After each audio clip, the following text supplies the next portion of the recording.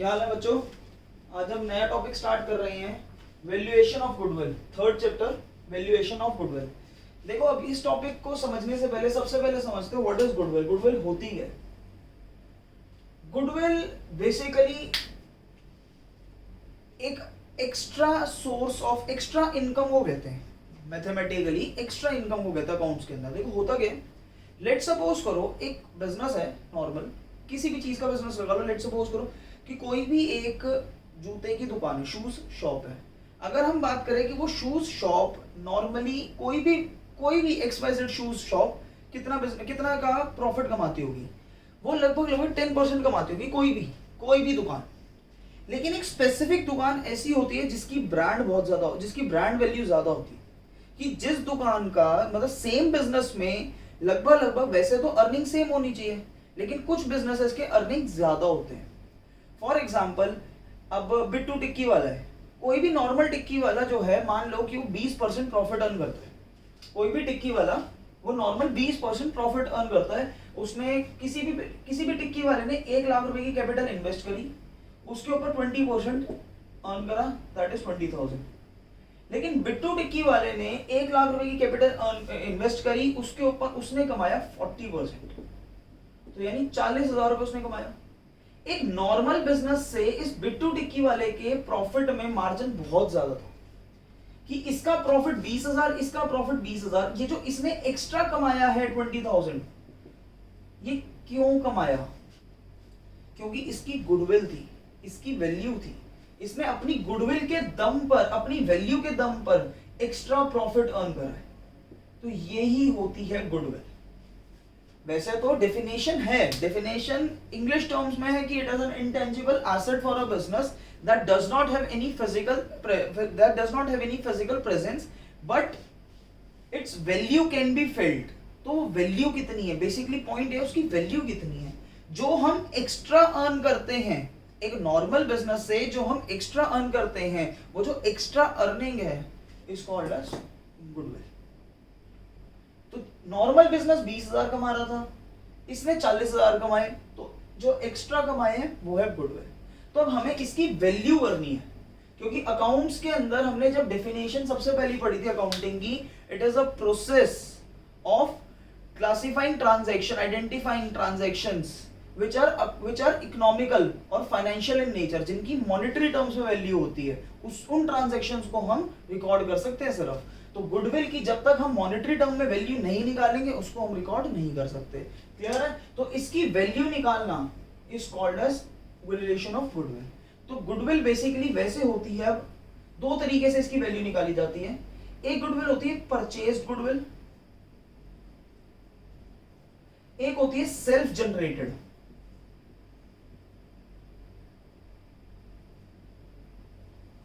Purchase को non generated भी कह सकते हैं। एमसीक्यूज एग्जाम्स है आपके, तो ये नाम पूछ सकते हैं। हाँ, एक चीज और एमसीक्यूज के अंदर ये भी पूछा जा सकता है, गुडविल को ट्रीट करता हो कौन सा स्टैंडर्ड है, अकाउंटिंग स्टैंडर्ड 26।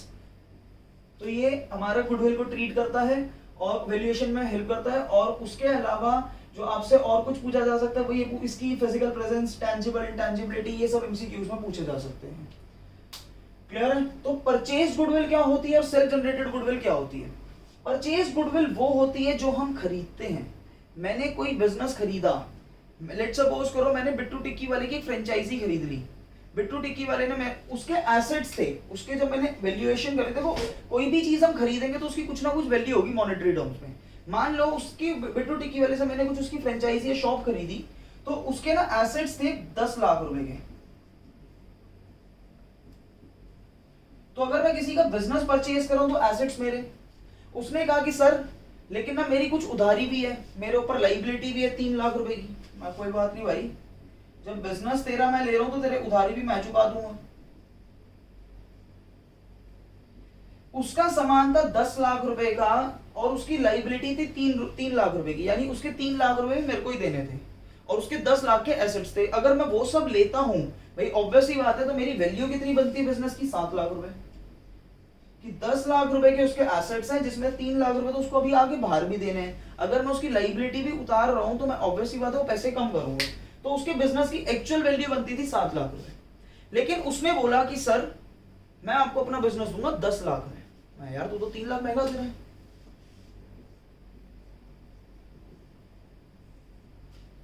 मैं यार तू तो 10 लाख परचेज कंसिडरेशन जो था मेरा पीसी यानी परचेज कंसिडरेशन, उसने मेरी वैल्यू रखी उस चीज की 10 लाख रुपए। 7 लाख की चीज के मैं 10 लाख रुपए देने को राजी हो जाऊंगा। क्यों? क्योंकि मुझे पता है कि इसकी वैल्यू है, ये मेरे को बाद में रिटर्न में मिल जाएगा। हम कोई भी सस्ती चीज महंगी सिर्फ तब खरीदते हैं कि जिसका हमें पता होता है कि ये और महंगी हो सकती है, इसकी वैल्यू और ज्यादा बन सकती है, ये प्रॉफिटेबल सिचुएशन में लेकर आ सकती है हमारे को। तो ये जो एक्स्ट्रा 3 लाख रुपए गए हैं, ये है अमाउंट ऑफ गुडविल और ये है परचेज गुडविल। परचेज गुडविल, इसके लिए एग्जांपल एक इलस्ट्रेशन करते हैं। एक बार अब इसको नोट कर लो, फिर एक इलस्ट्रेशन करते हैं इसके ऊपर।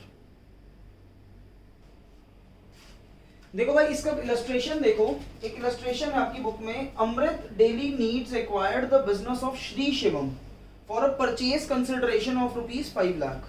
अमृत डेली ने श्री शिवम का बिजनेस एक्वायर करा। अमृत श्री शिवम, अमृत डेली ने श्री शिवम का बिजनेस एक्वायर करा for purchase consideration of ₹5 lakh. 5 lakh रुपए अमृत जो है श्री शिवम को देने को राजी है। और उसके बिजनेस में, श्री शिवम के बिजनेस में एसेट्स थे, कुछ एसेट्स थे, furniture, inventory and debtors.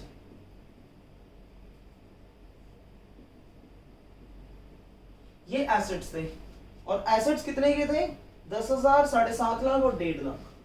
10,000, 7,50,000 and 1,50,000, 9,10,000 के।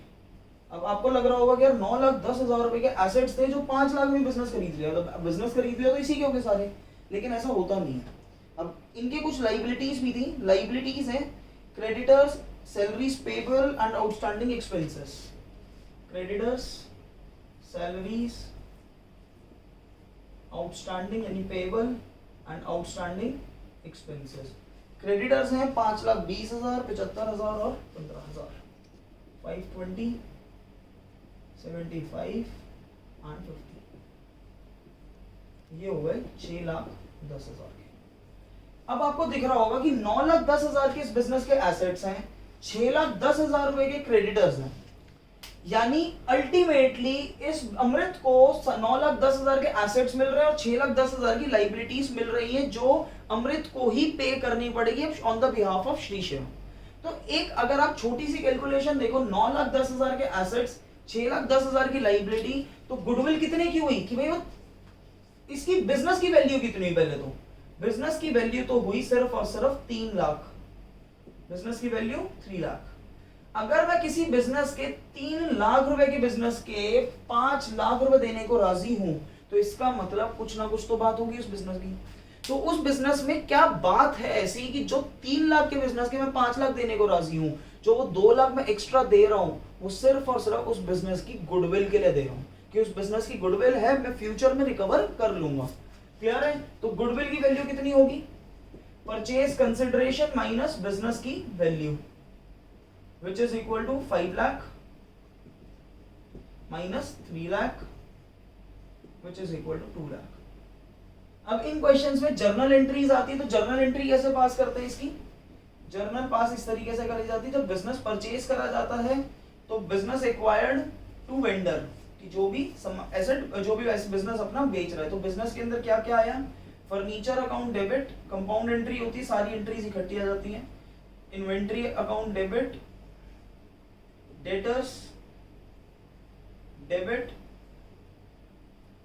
टू लाइबिलिटीज यानी creditors, to outstanding salary, to outstanding expenses.